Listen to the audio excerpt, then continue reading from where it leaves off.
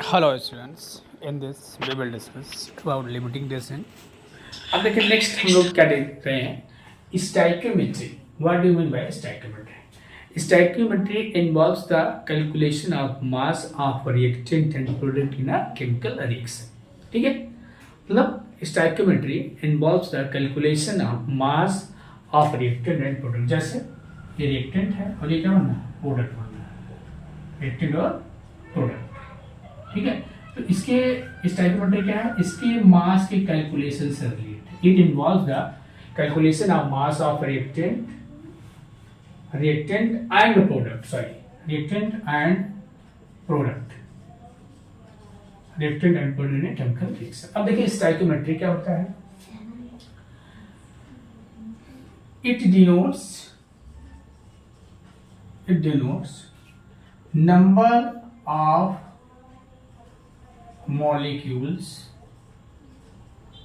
of reactant and product. ठीक है, जैसे हम यहाँ लिख रहे हैं, देखो N2 प्लस 3H2 NH3. अब देखो यहाँ पे इसका स्टाइक्योमेट्री क्या है, 1 है. इसका स्टाइक्योमेट्री क्या है, 3 है. इसका स्टाइक्योमेट्री क्या है, 2.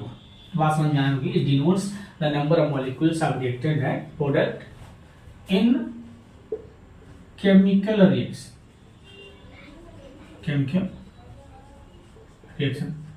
दूसरा जैसे हमने ले लिया, देखो हम जैसे हमने लिया यहाँ पे CH4 plus O2 CO2 plus 2H2, और तो हमने क्या कर दिया, 2 कर दिया. तो देखिए CH4 इसकी स्टाइक्योमेट्री क्या है, 1 है. इसकी स्टाइक्योमेट्री क्या है, 2. देखो यही आगे वाला नंबर शो करता है. इसकी स्टाइक्योमेट्री क्या है, देखो इसकी स्टाइक्योमेट्री क्या है, जब कुछ नहीं होता तो 1 मान लेते हैं, 1 है. इसकी स्टाइक्योमेट्री क्या है, 1 है. ठीक है, 2 सॉरी. तो ऐसे स्टाइक्योमेट्री कोएफिशिएंट जो होता है that tells number of reactant और प्रोडक्ट मॉलिक्यूल्स. अब देखिए हम लोग नेक्स्ट टॉपिक चल रहे हैं, limiting reagent. What is the limiting reagent? देखिए अगर किसी रिएक्शन के दौरान 2 या 2 से अधिक रिएक्टेंट आपस में कंबाइन करके प्रोडक्ट बनाते हैं. ठीक है, तो जो रिएक्टेंट पहले कंज्यूम हो जाता है उसी को हम लोग क्या कहते हैं, लिमिटिंग रिएजेंट कहते हैं.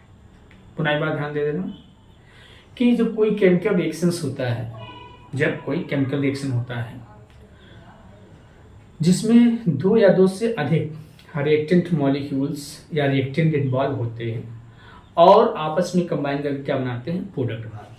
तो जो केमिकल रिएक्टेंट में पहले कंज्यूम हो जाता है, पहले फिनिश हो जाता है, उसी को हम लोग क्या कहते हैं, लिमिटिंग रिएजेंट. पुनः एक बात ध्यान दो कि when 2 or more reactants or elements combine to form a product, the element or the substance which is getting consumed first is known as limiting reagent.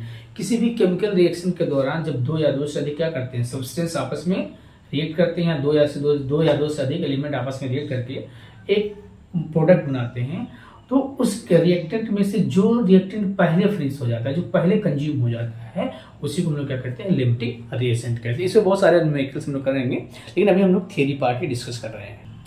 तो बड़ा ये हम लोगों ने देख लिया क्या है, during a chemical reaction the reactant gets consume first is known as limiting reagent. फिर मोलरिटी का एक और फार्मूला यहाँ यूज करेंगे. हम लोग मोलरिटी का फार्मूला यूज किए हैं, तो मोलरिटी कैलकुलेट करने का एक और फार्मूला है percent by mass into D into 10 molecular weight of solute. ध्यान देंगे, एक फार्मूला ये हो जाएगा. हम लोग डायरेक्ट फार्मूले में रख के क्या है, percent by mass into D into 10 molecular weight of solute. फिर मोलरिटी का, जैसे आप मोलरिटी को स्मॉल m से, इसे आप कैपिटल M से डिनोट करते हो, तो molecular mass of solute upon 1000 into D minus molecular weight, देखो माइनस मोलरिटी, ध्यान देंगे मोलरिटी इंटू मॉलिकुलर वेट. पुनः एक बार ध्यान दो बेटा, molarity equal molarity upon 1000 into D minus molarity into molecular weight. और जो मॉलिक्यूलर वेट होता है हम लोग क्या कैलकुलेट कर सकते हैं, अगर ये पे दिया गया वेपर डेंसिटी दिया होगा और उसको 2 से मल्टीप्लाई कर देंगे तो क्या कर लेंगे हम लोग, मॉलिक्यूलर वेट कैलकुलेट कर लेंगे। ठीक है, तो ये चीजें हो रही हैं। फिर और हम लोग इसमें देख रहे हैं, तो बेटा हम लोग क्या देख रहे हैं, gram atomic weight. Gram atomic weight is express in gram. Gram atomic weight को किसमें एक्सप्रेस किया जाता है, ग्राम में। मास ऑफ वन एटम, मान लीजिए किसी का ग्राम एटॉमिक वेट दिया है और उसका मास ऑफ वन एटम पूछ रहा है, तो उसके लिए हम लोग क्या करते हैं, इसे से डिवाइड करेंगे, 6.022 × 10⁻23 से डिवाइड करेंगे। अब देखिए मान लीजिए कोई सोल्यूशन है, ध्यान देंगे, मान लीजिए एक सोल्यूशन था जिसकी मोलरिटी कुछ दी है, मान लीजिए इतनी मोलरिटी दी है, इसका वॉल्यूम क्या है, इसका वॉल्यूम मान लीजिए 4 लीटर है।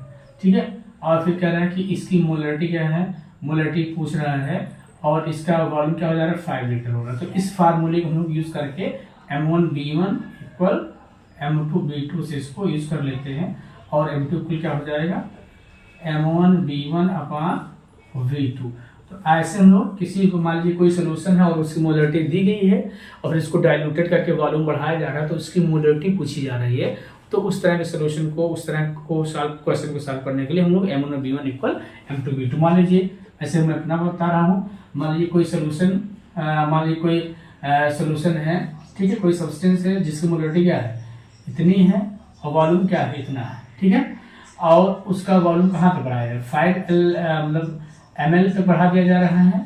यहाँ पे 5 ml या L ही कर लो, 5 L ही कर लो, यहाँ पे बढ़ा दिया जा रहा है। तो पूछा जा रहा है कि M2 क्या होगा, तो उस केस में हम लोग इस फार्मूले को यूज करके इसको कैलकुलेट कर सकते हैं। अब कुछ और फार्मूला हम लोग देख लेते हैं कि मान लीजिए यहाँ पे मोलरिटी है, ऐसे मान लीजिए मोलरिटी है और इसका वॉल्यूम बढ़ाया जा रहा है, तो इस केस में क्या हो जाएगा, MB1 प्लस MB2, ये इसकी मोलरिटी हो जाएगी। ठीक है, इसे आप ध्यान रखना है। अब इसी में हम लोग देख लेते हैं, मान लीजिए ऐसे लिखा है, ऐसे, इसको क्या कहते हैं, मोलर सोल्यूशन कहेंगे। क्या वो कहेंगे बेटा, मोलर सोल्यूशन कहेंगे। ऐसे लिखा गया है, अगर ऐसे लिखा गया है तो क्या कहेंगे, डेका मोलर सोल्यूशन कह देंगे। अगर ऐसे 1/10 लिखा है तो कहेंगे डेसी मोलर, ध्यान देंगे, DE डेसी मोलर सोल्यूशन कह देंगे, ध्यान रखना है।